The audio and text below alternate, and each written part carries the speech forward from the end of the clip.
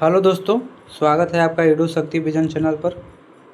आज हम लोग 16 मई 2026 का डेली करंट अफेयर का सीरीज देखेंगे। चलिए क्वेश्चन नंबर फर्स्ट, निम्न में से किस दिन हर साल अंतर्राष्ट्रीय प्रकाश दिवस मनाया जाता है? तो ये जो है 16 मई को हर साल अंतर्राष्ट्रीय प्रकाश दिवस मनाया जाता है।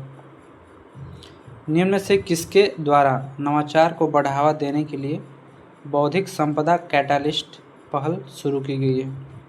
तो ये जो है इलेक्ट्रॉनिक और सूचना प्रौद्योगिकी मंत्रालय के द्वारा नवाचार को बढ़ावा देने के लिए बौद्धिक संपदा कैटालिस्ट पहल शुरू की गई है, इलेक्ट्रॉनिक्स और सूचना प्रौद्योगिकी मंत्रालय के द्वारा। हाल ही में रथिंद्र बोस को किस विधानसभा का अध्यक्ष नियुक्त किया गया है? तो ये जो है पश्चिम बंगाल विधानसभा का अध्यक्ष नियुक्त किया गया है रथिंद्र बोस को। अगला क्वेश्चन है, निम्न में से किस स्थान पर मेरा भारत मेरा योगदान अभियान शुरू किया गया है? तो ये किया गया है दिल्ली में। कहाँ में? दिल्ली में शुरू किया गया है मेरा भारत मेरा योगदान अभियान शुरू किया गया है। निम्न में से किस राज्य में भारत का पहला मेगा ग्रीनफील्ड शिपयार्ड विकसित किया गया है? तो ये जो है तमिलनाडु में। कहाँ में? तमिलनाडु राज्य में भारत का पहला मेगा ग्रीनफील्ड शिपयार्ड विकसित किया गया है। अगला क्वेश्चन है, निम्न में से किस स्थान पर एयरबस C295 नामक भारत के पहले निजी तौर पर मिलिट्री विमान को बनाया जा रहा है? तो ये जो है बड़ौदा में बनाया जा रहा है। एयरबस C295 नामक भारत के पहले निजी तौर पर मिलिट्री विमान को बनाया जा रहा है बड़ौदा में। निम्न में से किसे दक्षिण एशियाई भारोत्तोलन महासंघ का अध्यक्ष नियुक्त किया गया? एक किया गया सहदेव यादव को। सहदेव यादव को दक्षिण एशियाई भारोत्तोलन महासंघ का अध्यक्ष नियुक्त किया गया है। निम्न में से किस राज्य में गंगमा जतारा महोत्सव 2026 आयोजित किया गया? तो ये जो है आंध्र प्रदेश राज्य में। कहाँ में? आंध्र प्रदेश राज्य में गंगमा जतारा महोत्सव 2026 आयोजित किया गया। भारत के पहले ऑटोनोमस लड़ाकू विमान का क्या नाम है जिसका उत्पादन पुर्तगाल में किया जा रहा है? उसका नाम है काल भैरव। काल भैरव भारत के पहले ऑटोनोमस लड़ाकू विमान है जिसका उत्पादन पुर्तगाल में किया जा रहा है। निम्न में से किस शहर में संवाद कलाम और कवच 3.0 नामक प्रमुख रक्षा और रणनीतिक के तीसरे संस्करण का उद्घाटन किया गया है?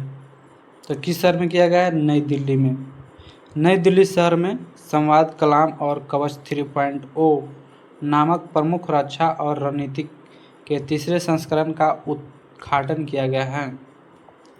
अगला क्वेश्चन है कि निम्न में से किस राज्य ने GI प्रमाणित अदरक की खेती के लिए अदरक मिशन शुरू किया है?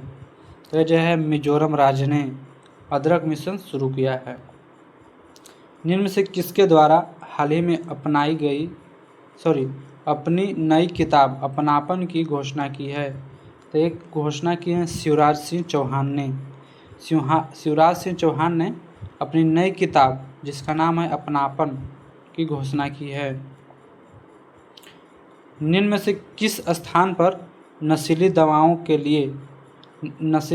के नेटवर्क को ख़त्म करने के लिए भारत के पहले anti narcotic task force police station को मंजूरी दी गई है?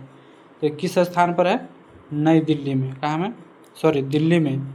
दिल्ली में नशीली दवाओं के नेटवर्क को ख़त्म करने के लिए भारत के पहले anti narcotics task force police station को मंजूरी दी गई है। अब हम लोग 15 मई का करंट अफेयर का रिवीजन करेंगे। 14 मई 2026 को मंझगांव डाक शिपयार्ड लिमिटेड का कौन सा स्थापना दिवस मनाया गया? 252वां। भारत की पहली आर्टिफिशियल इंटेलिजेंस सक्षम ब्लॉक स्तरीय मानसून पूर्वानुमान प्रणाली किस संगठन द्वारा लॉन्च की गई है?